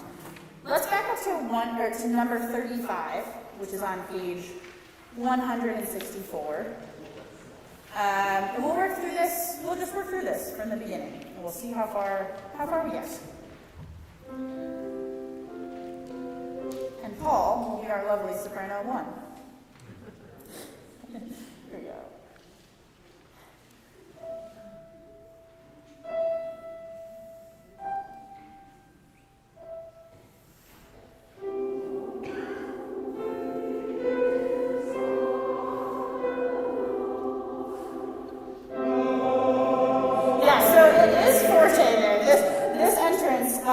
Of the soprano twos and then tenors basses in the fifth bar, it's forte, and it will be like brass and loud orchestra things too. So it will feel a little bit less exposed than it does now, but let's all get in the habit of taking a nice forte breath together and coming in on that entrance. Once again, from the beginning.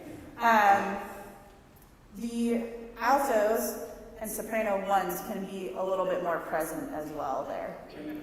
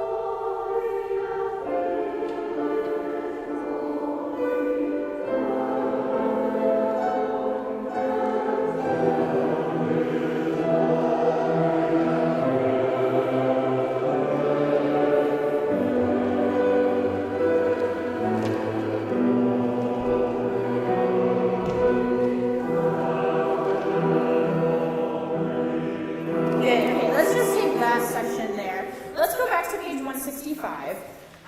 Pick up to the second measure. We'll just work this little 4-bar phrase.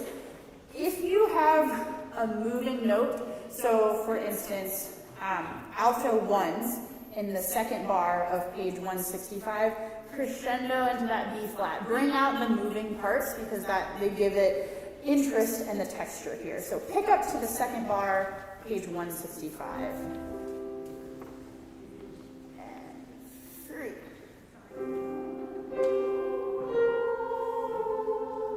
Yeah, let's try that again with we'll catch the altos there.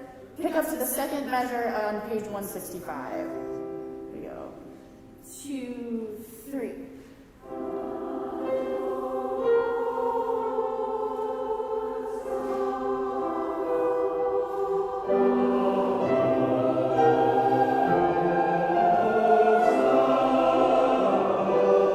Yeah, good. And then especially on that entrance there, I want to hear the tenors with the F sharp.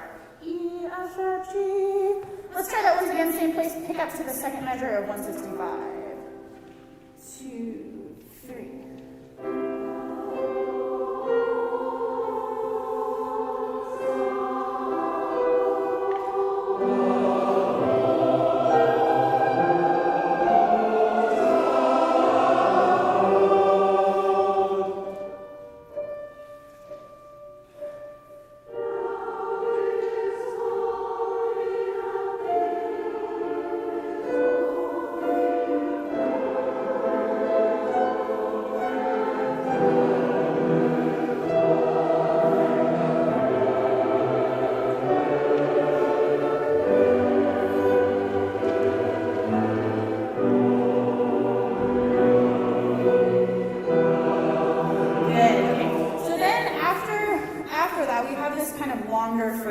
So from the last 2 bars of 165, we kind of have these staggered layered entrances that are going to build to the last 2 bars on page 166.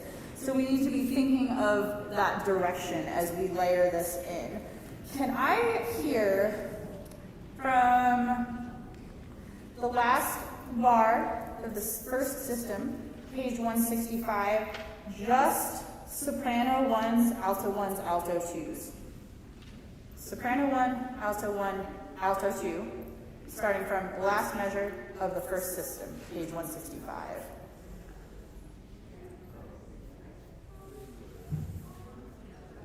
Yes, soprano 1s you will join on your entrance in the next measure. Yes. Yeah, so last measure, first system, page 165, soprano 1s join the measure after. Here we go. Ready?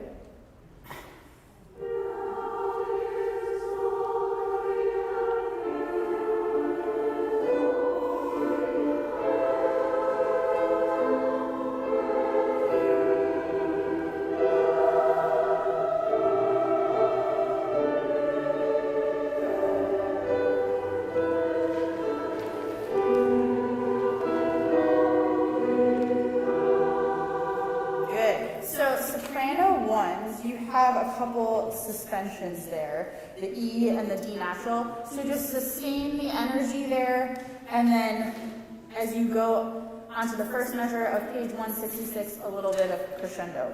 Let's do that once again, same people, and then we'll switch to the other group. Ready.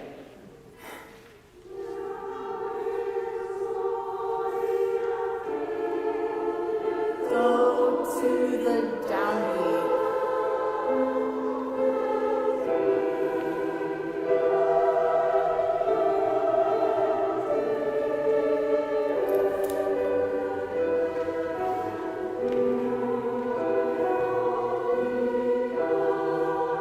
Yeah, good. And then alto 2s at the top of page 166 there, you can come out a little bit. You have a really nice part.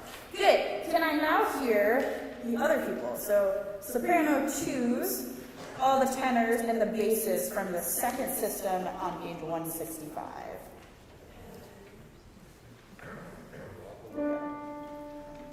Ready? Yeah, all together. Here we go. Take a breath. Ready?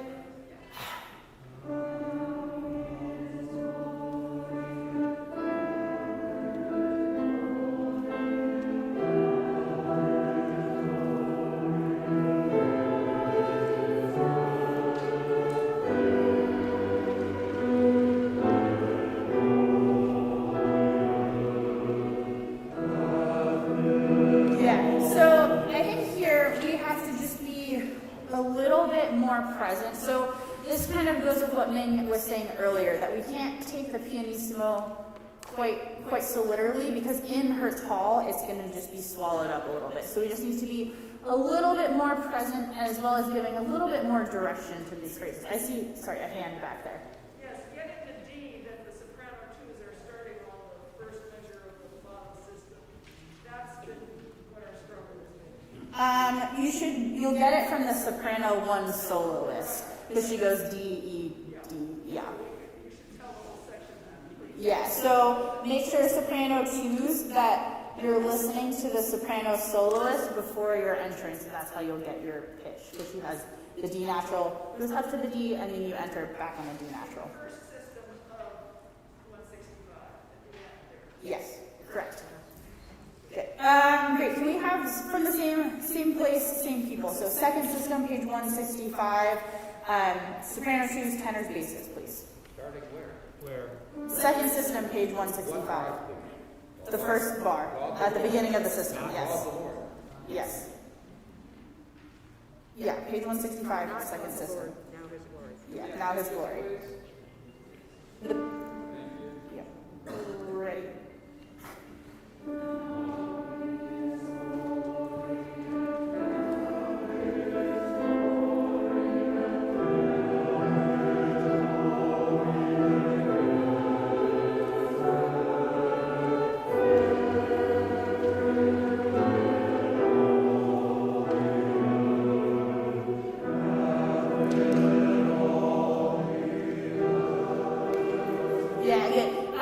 Tenors and basses on your half fill in all the earth. You can make a little bit more of that swell there.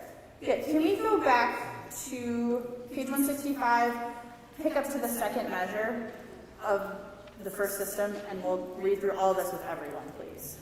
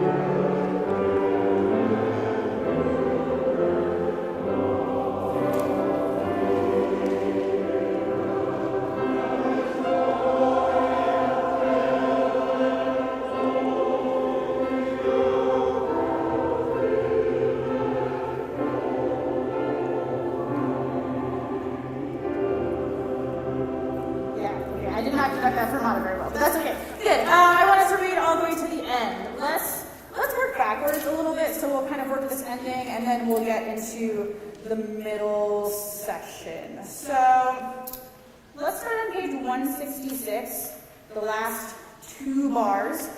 Note that we start pianissimo, and then by page 167, we crescendo all the way to forte. So really make that a big crescendo, very quick change in dynamics. We have a lot of ground to cover there. And then decrescendo in one bar back to pianissimo. So it should be a really big swell here. So last 2 bars of page 166, please. Right.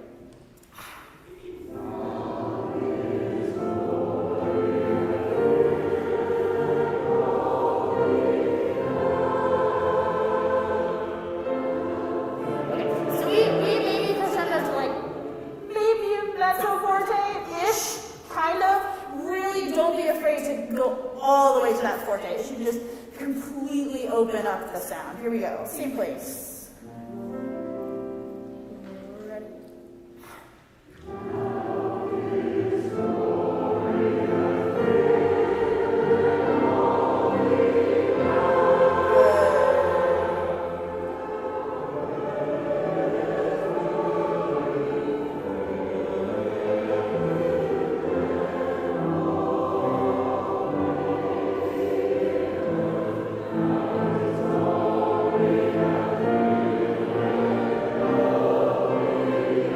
Yeah, good. So the first crescendo was really good, and then at the page 167, the last measure of the first system, you have 2 bars to crescendo back to forte by the second measure of the second system. So let's go back to the same place on page 166, and now do the same thing with that second crescendo. Last 2 bars, page 166. Ready?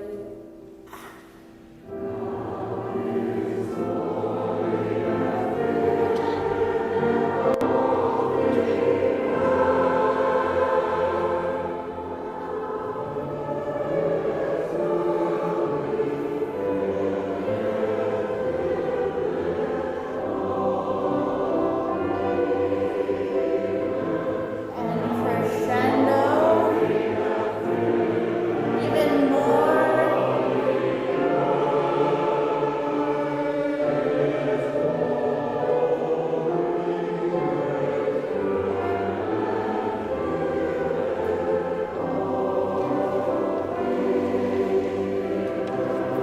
Good. So a couple people, let's just take that much. If you have eighth notes at the last 2 bars of page 167, please bring those out. So that would be alto 1s and soprano 2s in the second to last bar of page 167, and then soprano 2s in the last bar of that page. So bring out those moving notes. Let's do that again, that same section, last 2 measures of page 166. I still think we can make more of the crescendos. I think it feels like you're doing a lot, but up here, the sound, it's just not that nice full forte sound. So crescendoing from that nice, that special piano all the way to a well-supported forte, and then back down to that piano. Noting that in the second bar of the second system, page 167, we have a subito piano. So look out for that. Last 2 bars, page 166. Ready?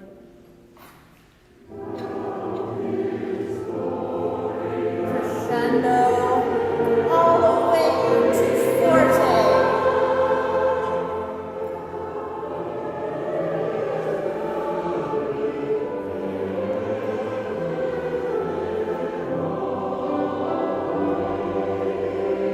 And now crescendo. And we have a forte.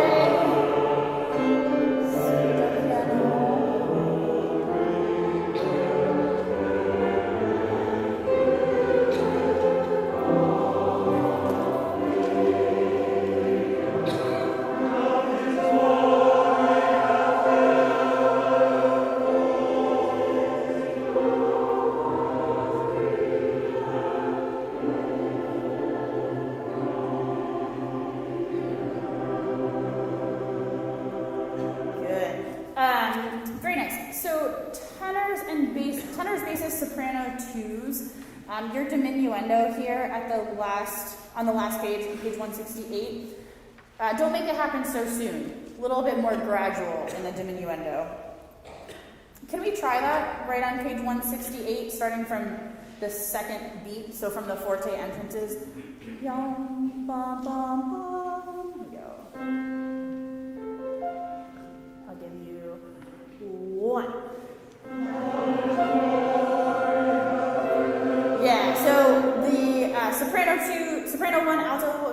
soprano ones and altos just take a bigger breath, a breath that's more in the character. And I will give you a bigger cue as well. Same place, page 168, beat 2. 1.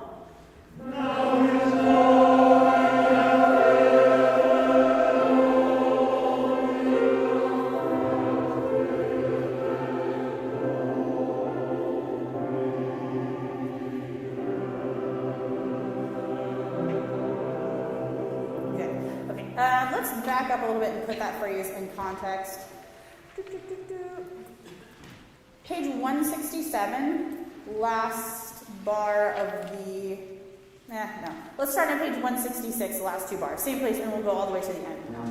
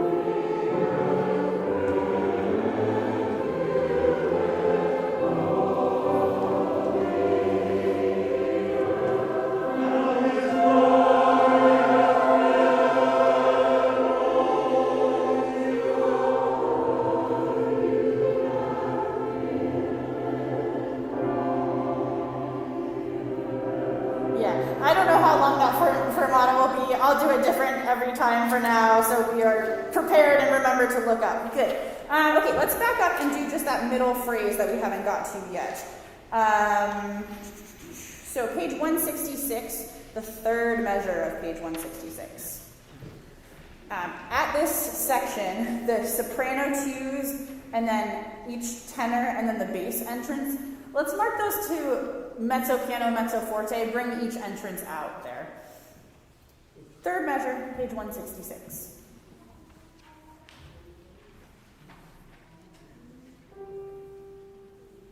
Here we go. Can we get the pitches for everyone, actually? Third measure of 166, yeah. Ready.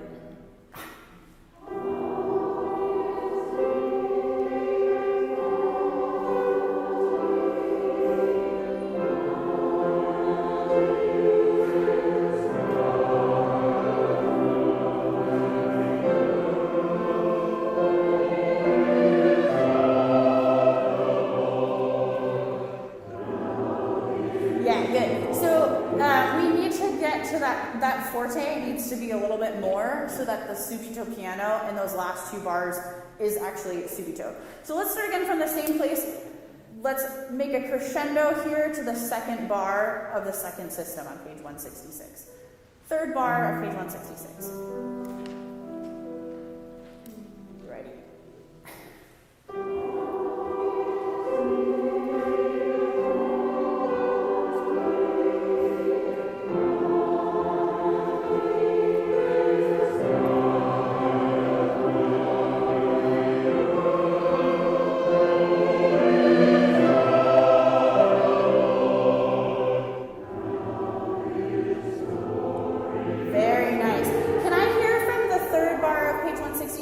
Just soprano twos, tenors, and basses, please.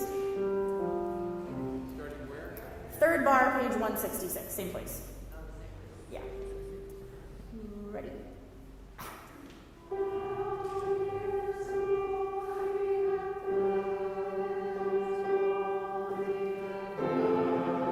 Yeah, so I need more in that second entrance from the female tenors.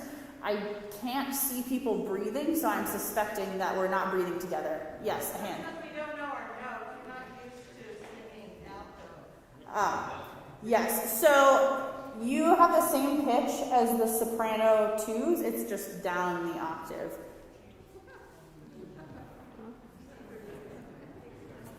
It's still the same, it's just a G. And there will be someone in the orchestra playing your note as well at that spot. Let's try that same place again. Third bar, 166, soprano 2s, tenors, basses. Ready.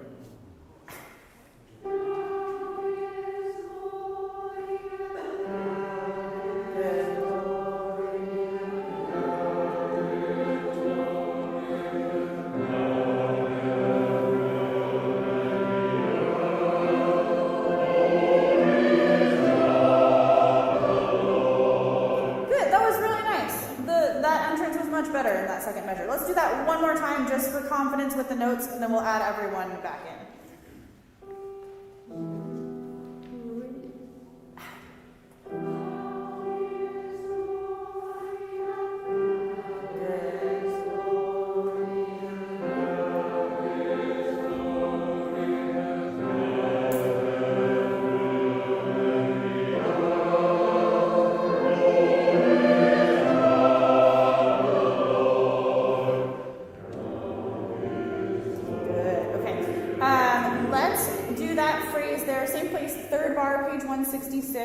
And we'll add in the other people. So add in soprano ones and altos.